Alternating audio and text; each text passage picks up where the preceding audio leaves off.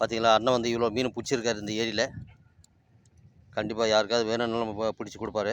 எவ்வளோண்ணா பண்ணுறீங்க கேஜிக்கு? கேஜி 100 பண்ணி தருவாங்க. ஐயோ, அன்பான நண்பர்கள் அனைவருக்கும் இனிய காலை வணக்கம். இப்போ எங்கே இருக்குது பார்த்தீங்கன்னா, என்னோடய வில்லேஜில் தான் இருக்கேன். ஸோ எங்கள் வில்லேஜில் இருக்க ஏரி பார்த்தீங்களா, ஃபுல்லாகிட்டுருக்கு. எவ்வளோ பெரிய ஏரி, ஃபுல்லாக இது தண்ணி.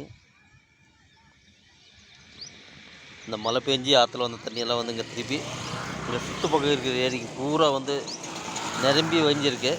ஸோ அது நிரம்பி வழிகிறதுக்கு பேர் வந்து கோடி போடுறதுன்னு சொல்லுவாங்க வில்லேஜ் பேச்சில். அதான் போயிட்டுருக்கு. சரியான தண்ணிங்க. இந்த இடம் உங்களுக்கு பிடிக்கணும், கண்டிப்பாக லைக் பண்ணுங்கள், கமெண்ட் பண்ணுங்கள், மறக்காமல் சப்ஸ்கிரைப் பண்ணுங்கள், மறக்காமல் நம்ம சேனல் சப்போர்ட் பண்ணுங்கள். தெரியுதுங்களா? பட் தூரத்தில் வந்து மழை இருக்குது பாருங்கள், அந்த மழை லேசாக தெரியுது பாருங்கள். அந்த மாதிரி ஒரு பனி மூட்டமாகுது ஊரில். கிளைமேட்டு வந்து ரொம்ப சூப்பராக இருக்குது. வெயில் இல்லைங்க, வெயில் இல்லை. பார்த்திங்கன்னா தெரியும், கிளைமேட்டு வந்து ஒரு மாதிரி நல்ல வெயில் காயக்கூடிய இடம் இது.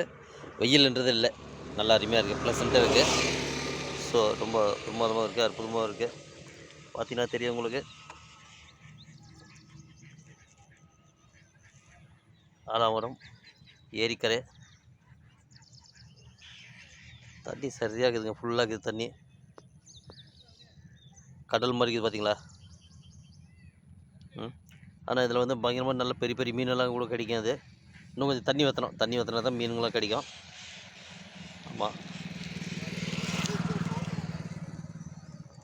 ஓகே நண்பர்களே, வாங்க ஒரு சிறிய பதிவு போட்டிருக்கேன். கண்டிப்பாக இன்றைக்கி சண்டேவோட பதிவு இன்றைக்கி கண்டிப்பாக பாருங்கள், லைக் பண்ணுங்கள், கமெண்ட் பண்ணுங்கள், மறக்காமல் சப்ஸ்கிரைப் பண்ணுங்கள். பிடிச்சா லைக் பண்ணிவிடுங்க.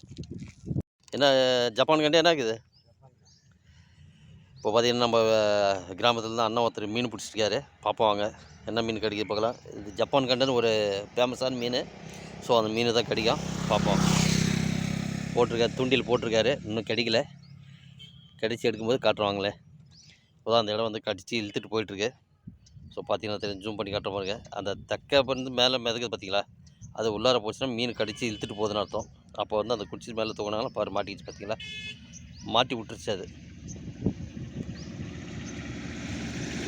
மாட்டி விட்டுருச்சு, மறுபடியும் போட்டிருக்காரு, பார்க்கலாம்.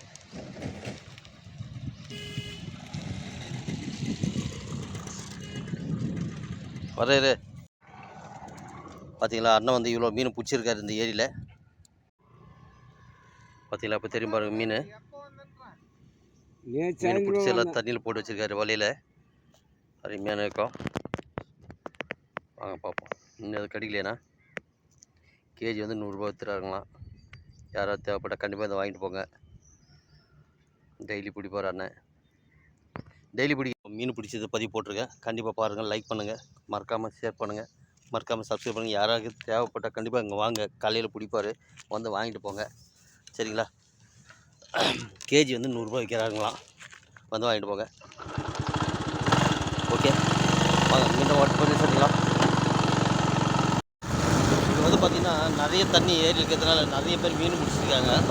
ஸோ ஃப்ரெஷ்ஷான மீன், ஐஸ் போடாமல் மீன். அது அந்த மாதிரி கிடைக்கிறது ரொம்பவே அற்புதம்.